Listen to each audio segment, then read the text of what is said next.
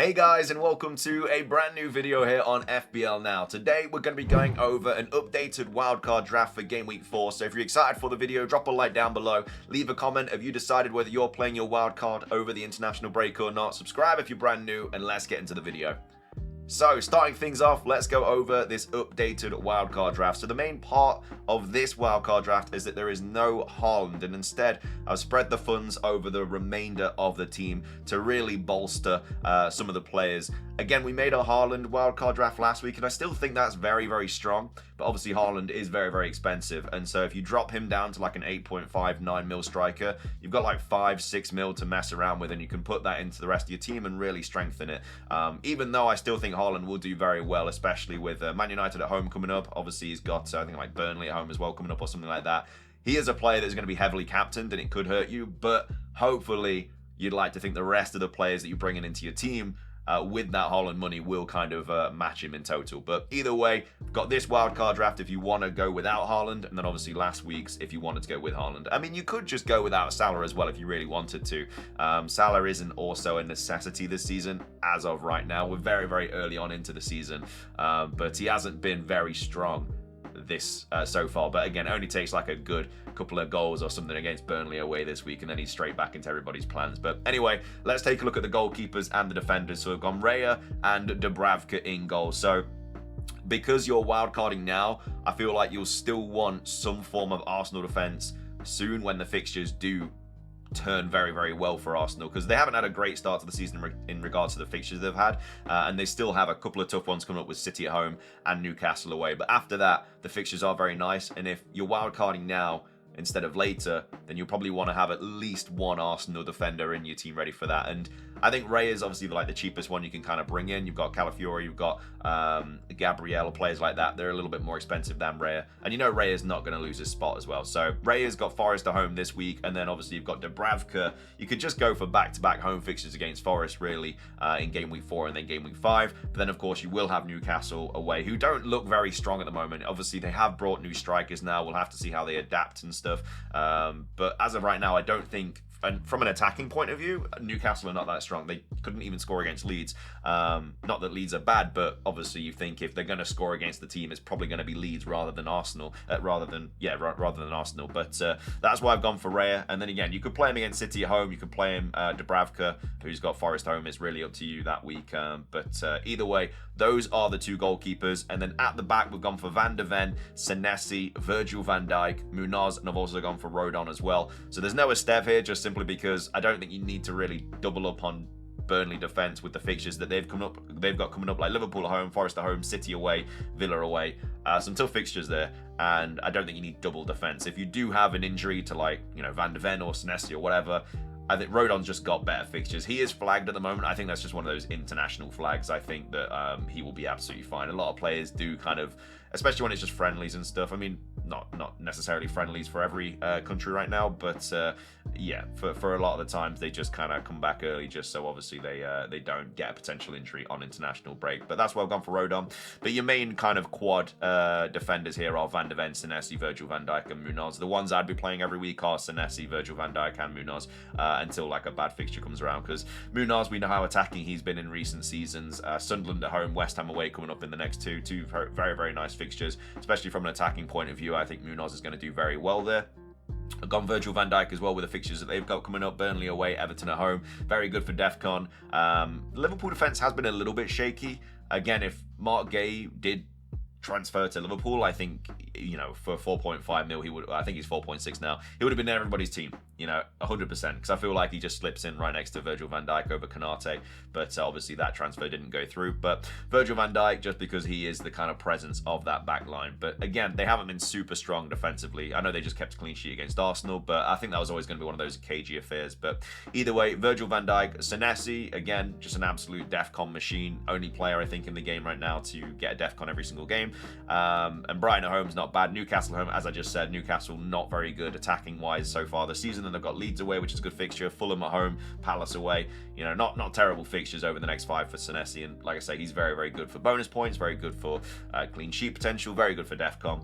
And I've also gone Van de Ven as well. I do have 0.4 mil in the bank for this draft. Again, my team value is going to be probably worse than yours because I've had a very bad start to the season. But yeah, that would be a Porro if I could afford him. But Van de Ven, I think, is still just okay, especially with the fixtures that the Spurs have got coming up. I don't think there's anything wrong with having a cheap Spurs defender there. But yeah, so I think the back line is pretty self-explanatory, really. And obviously with that Haaland money, you can upgrade from a Petrovic to a Raya. And obviously like Virgil van Dijk, players like that you wouldn't be able to afford if you did have Haaland. So it really does strengthen the defense here. But those are the defenders and the goalkeepers for this updated Game Week 4 wildcard draft.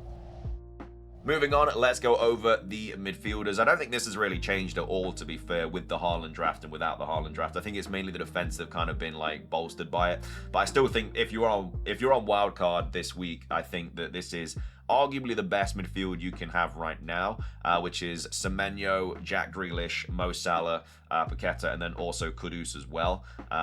Again, Kudus is a massive part of the Spurs attack right now. I know they didn't look good up against Bournemouth at all, but for 6.6 mil, I think he's absolutely solid. He's more of an assist potential than a goal threat, but again, that's still going to be getting you points most weeks. And again, with the fixtures they've got coming up, I think it warrants having a Spurs attacker. And the fact that Kudus can play as a number 10, can play on the right as well, even with the transfers that Spurs have brought in, I still think he fits into any squad that kind of Thomas Frank builds. So that's why Kudus is there. Paqueta for 5.9 mil has been a bit of a goal threat so far this season. Obviously isn't transferring out now. I think he made that clear with his celebration against Forest. Should be on penalties, like I say, did take one, but yeah, should be on penalties going forward. For 5.9 mil, I think it's an absolute bargain. The fixtures are all rightish going forward, like Spurs at home. I mean, you all saw what Bournemouth did to them.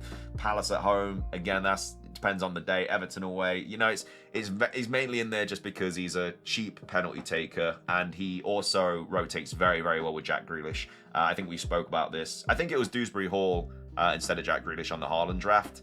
But who is still a very good option, but obviously just saves you 1.7 mil. But like I say, when Paqueta's got Spurs at home or Villa at home for Grealish, you play one of those. I'd probably go Jack Grealish because Villa just don't look very good at the moment. But then when he's got Liverpool away, you play Paqueta, who's got Palace at home, and then West Ham at home for Grealish. When Paqueta's got Everton, I mean, you can play whoever there. Palace at home for Grealish, and then obviously Brentford at home for Paqueta, so they do just link very, very well. But yeah, that Jack Grealish could be a Dewsbury Hall as well if you wanted to. Mo Salah kind of just picks himself. Again, hasn't started the season as strong as we'd all expect, but feel like he has to be in the team. But if you didn't want him there, I think it'd be... The main reason you're going for Salah as well, but he obviously is so much more expensive, he's the only nailed player. Like Ekitike, Isak, and Gakpo, they are going to be rotating quite a bit.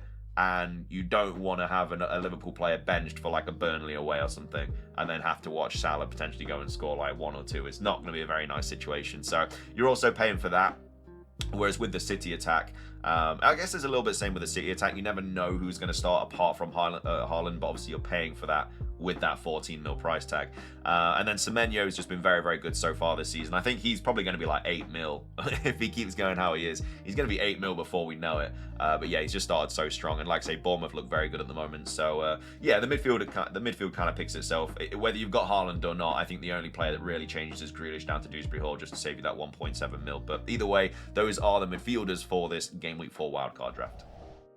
Finishing things off with the strikers, doesn't really change a lot, but obviously we're downgrading Haaland to a Gyökeres. Obviously we have Mateta and João Pedro. Mateta's in there on penalties. Palace have got some good fixtures coming up. Again, Saar being out for like 4 to 8 weeks with this grade 2 hamstring injury is a little bit unfortunate, but I still think Mateta will get enough chances and hopefully we'll put a couple of those away. So he's obviously in the draft. João Pedro with the injury to Delap, the only real competition João Pedro has got is Guy, and João Pedro is always going to start over him. As soon as Palmer's back, João Pedro will just move into that number 9 spot. And, you know, he's played there for Brighton and stuff. I think he does excel in the 10 a little bit better, but he's still fine as the number 9. And with Jackson at Bayern Munich now as well, they don't really have any other options. You never know, maybe Mark Guy just plays every game, which would be unreal because he's only 4.4 mil, but again, very unlikely to happen. And Palmer should be back after the international break as well. We don't know, but that is something that should potentially happen. And then, yeah, Gyökeres. I'm not a massive fan of the fixtures coming up for Gyökeres. Obviously, Forest at home can be a little bit tough, but obviously it's a home fixture.